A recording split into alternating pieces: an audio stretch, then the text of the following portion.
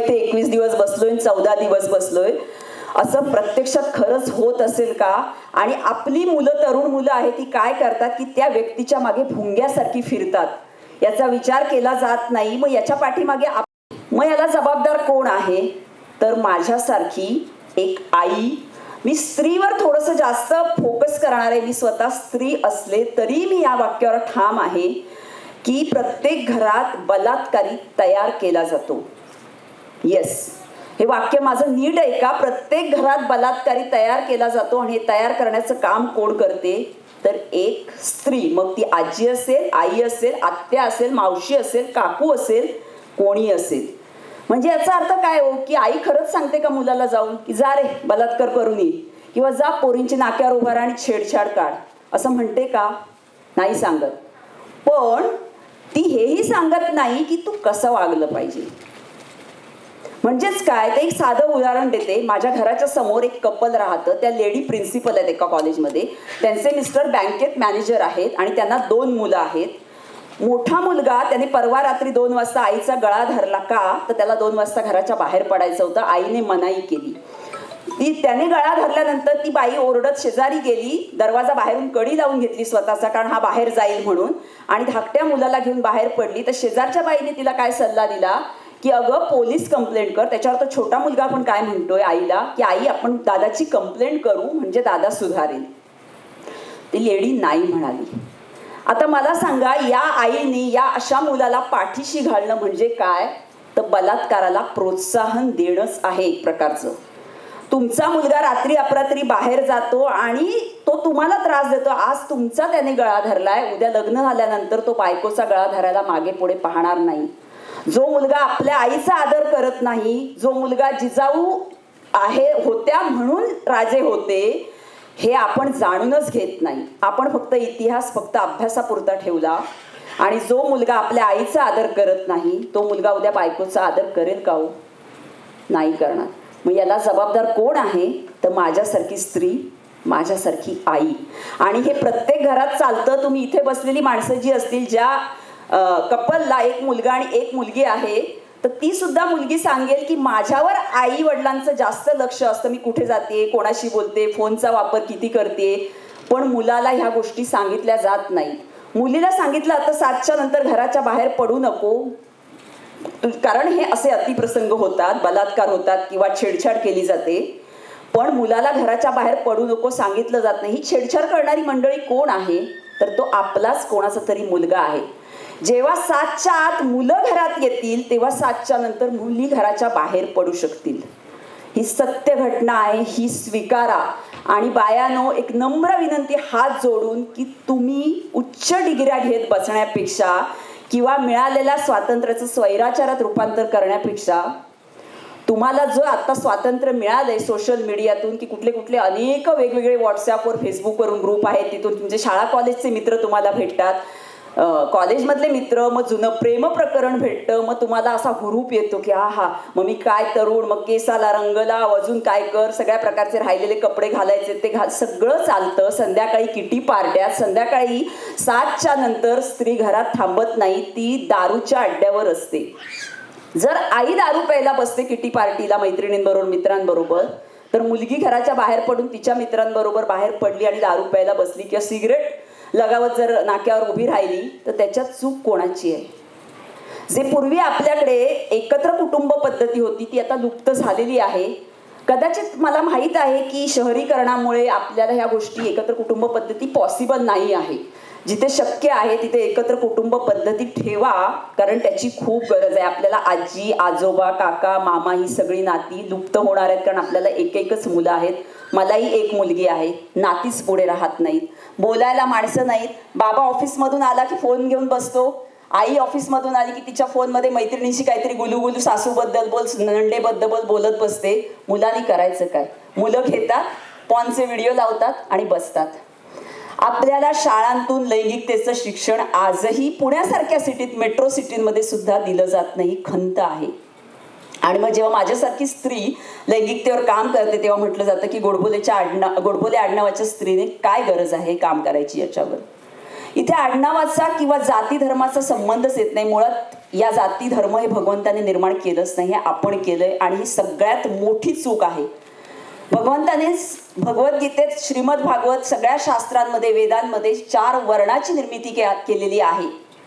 4 वर्ण असताना आपण सगळ्याची वाट लागली आणि हे जातीचं राजकारण करून आपल्या मुलांना आरक्षण मिळवून देऊन त्यांना अभ्यास करायची गरज नाहीये. 60% मार्क मिळाले तरी मेडिकलला तुम्हाला ऍडमिशन मिळणार आहे.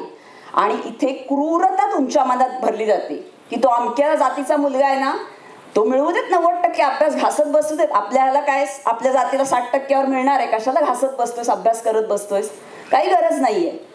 मग तुम्हीच जर पालक, आपल्यासारखे पालक जेव्हा सांगतात की घासत बसायची गरज नाही, तर मग तो जो वेळ आहे मोकळा, त्या वेळेत जर मुलांनी सिगरेट, दारू किंवा अजून बाहेर जाऊन काही उद्योग, सेक्स किंवा असं ज्या वयात नको त्या वयात जर केलं तर त्यांची चूक आहे का याच्यात?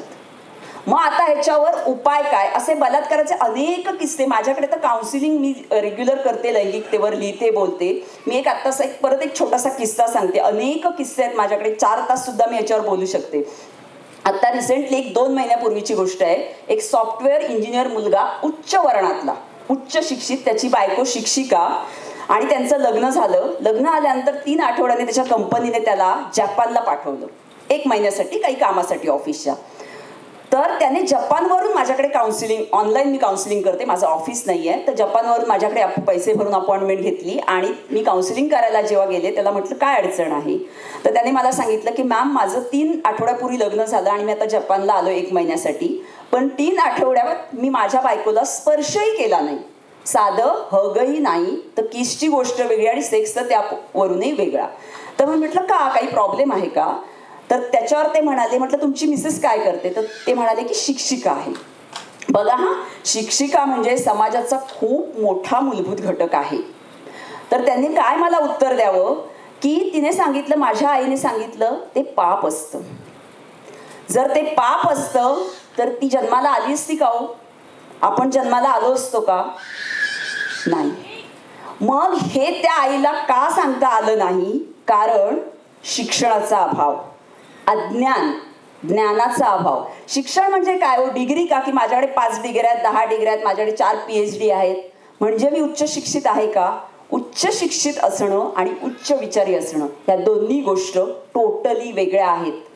आपण कुठल्याही व्यक्तीला बदलू शकत नाही. मीही नाही, पंतप्रधानही नाही, कुठलाही पॉलिटिकल माणूस नाही, इथे बसलेले सर मॅमही नाही, आणि आपल्या ह्या कार्यासाठी झटणारे मनोजजी सुद्धा नाही. मग कोण कोणाला बदलू शकतं? तर फक्त आणि फक्त मी स्वतःला बदलू शकते. म्हणजेच काय, जिच्या हातात दोरी आहे पाळण्याची, जिच्या हातात समाजाची दोरी आहे, जिच्या हातात कुटुंबाची दोरी आहे, ती व्यक्ती म्हणजे स्त्री.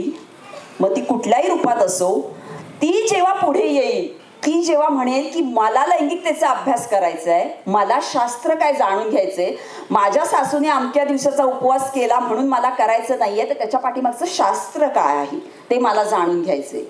आणि मग मी ते शास्त्र मला कळल्यानंतर त्या पद्धतीने जेव्हा मी वागेन, तेव्हा मी माझ्या मुलीला सांगू शकेल की बघ बाई, माझ्या आईने हा असा असा हरितालिकेचा किंवा अमुक एका उपवास केला होता, त्याच्या पाठीमागे ही कारणं होती.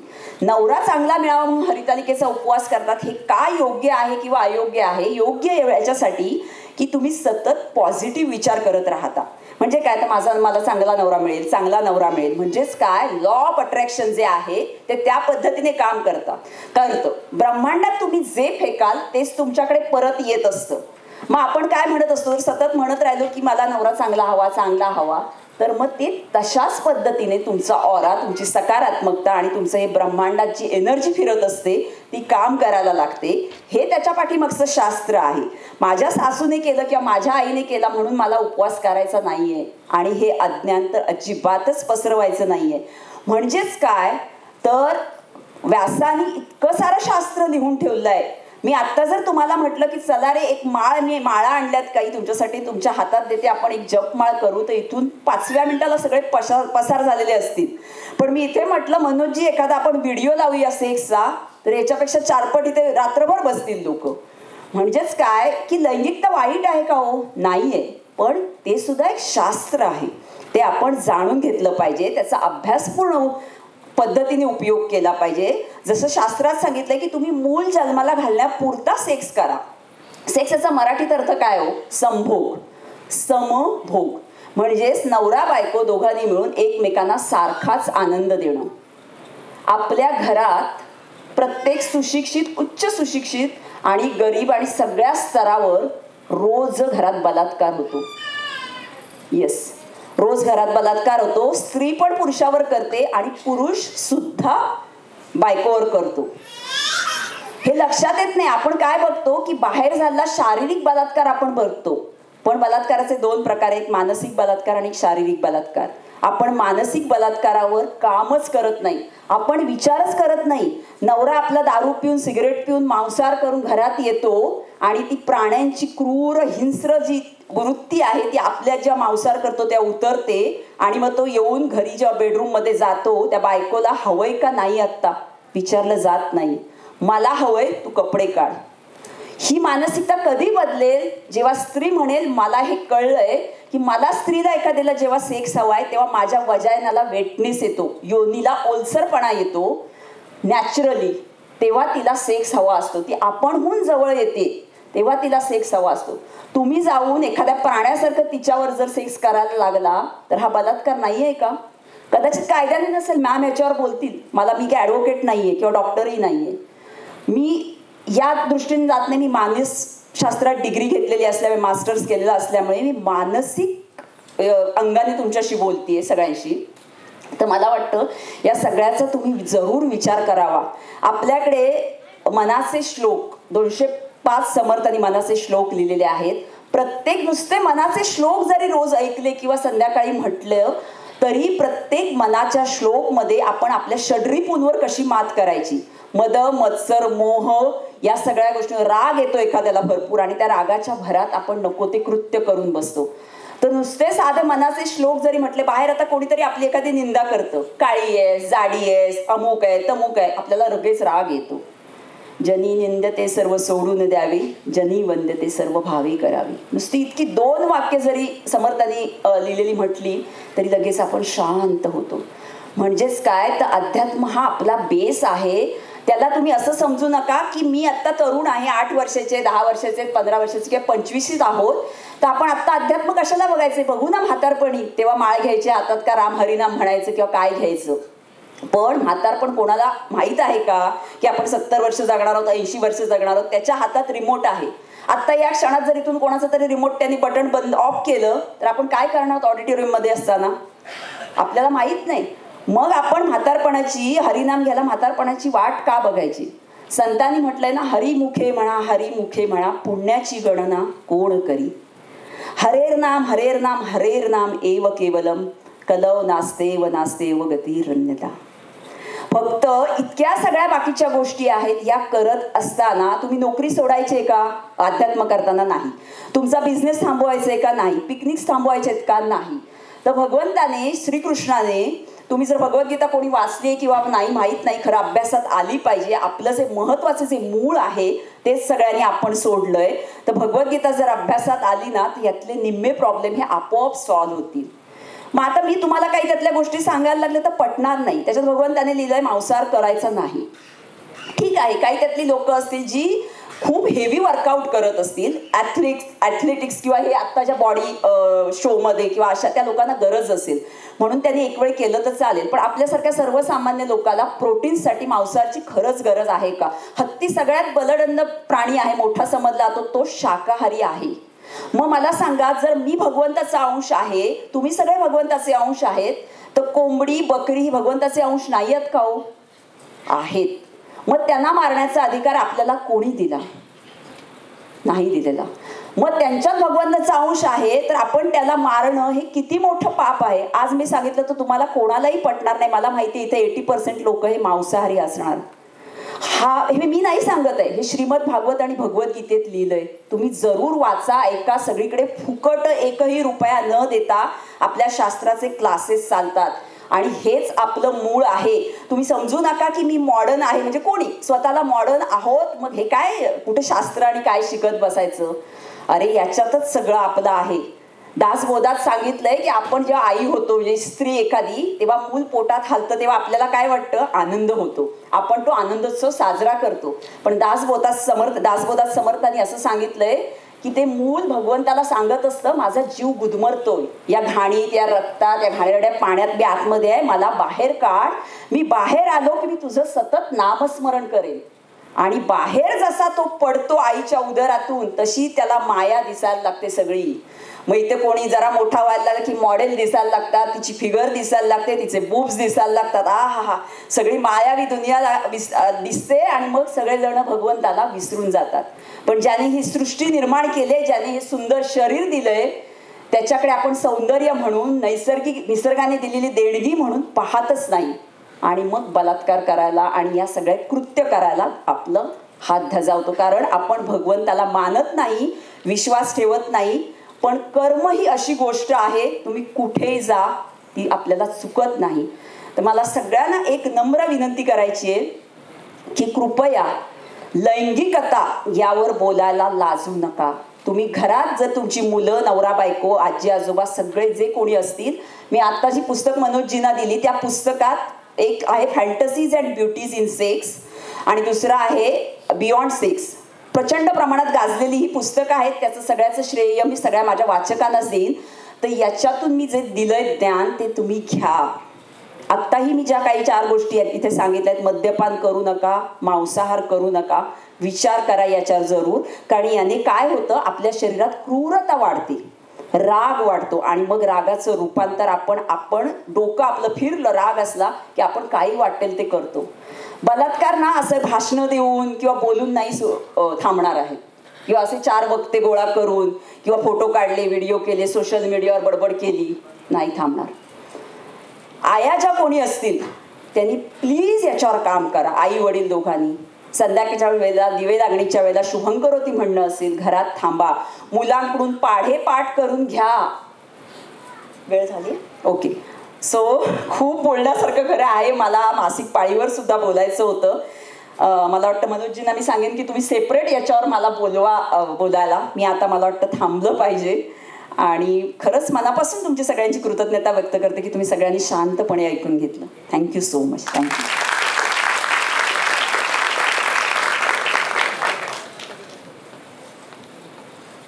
धन्यवाद सोनलताई गोडबोले. आपल्या भाषणातले काही मुद्दे मी नोट करत होतो आणि खरंच आपण काही मुद्दे, आईचा आदर करणं खूप गरजेचं आहे. 7च्या आत जो पिक्चर निघाला होता तो फक्त मुलींनीच घरात येऊ नको तर मुलांनी देखील घरात आलं पाहिजे. शाळेत लैंगिकतेचं शिक्षण दिलं पाहिजे.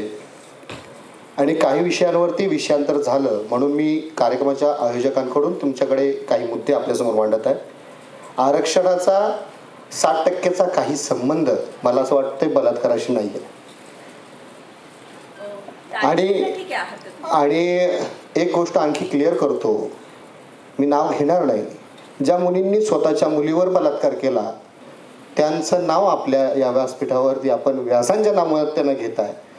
तर आपण आपली प्राप्त माहिती थोडीशी करेक्ट करावी. कारण की आपण जे पेरतो ते उगवणार आहे. तर आपण जे मनाचे श्लोक, अतिशय चांगली गोष्ट आहे. मन की बात झाली आहे. 2014 पासून आपण मन की बात ऐकतोय. इथं तन की बात होणं गरजेचं आहे आणि त्याच्यासाठीच आपला बलात्कार थांबणार आहे. मांसाहार करून देखील मांसाहार न करणारी मंडळी जेव्हा मंदिरात आशयाला गेलेली आमची भगिनी जिच्यावर बलात्कार होतो तेव्हा मांसाहाराचा आणि त्याचा काही संबंध होत नाही असं मला या ठिकाणी वाटतं. आणि मी संयोजकाच्या वतीने हे मुद्दे माझ्याकडे आले आणि ते मला बोलणं आपल्यासमोर क्रमप्राप्त होतं. धन्यवाद ताई. ताईंसाठी एकदा जोरात टाळ्या होऊन जाऊ द्या. Yes, thank you madam. यानंतर सर्वांना माहिती आहे की आपण खूपच चांगल्या एका शोसाठी आपण या ठिकाणी थांबलेलो आहे. सगळेजण आपण त्याची वाट पाहतात. बॉडी शो बघायचा आहे सर्वांना? येस. काही क्षणातच तो बॉडी शोचा पण कार्यक्रम होणार आहे. आणि मी वक्त्यांना विनंती करतो की तुम्हाला 45 मिनिट्स आम्ही 15 असे स्लॉट केलेले आहेत. कारण की 45 मिनिटानंतर मानसिकरित्या विद्यार्थी राहत नाहीत, ते शिक्षक होऊन जातात. बरोबर? म्हणजे ऐकत नाहीत. हसले विद्यार्थी. क्या बात आहे. तर जोरात टाळ्या आपण दुसरे वक्ते आणि आमचे प्रमुख मान्यवर मी या ठिकाणी आमंत्रित करतो, ज्या स्वतः कायद्याने वकील आहेत आणि 25 वर्ष ते स्त्रियांच्या हक्कावरती काम करतायत. जोरात टाळ्या करतात. आपण स्वागत करूयात अर्चनाताई मोरे.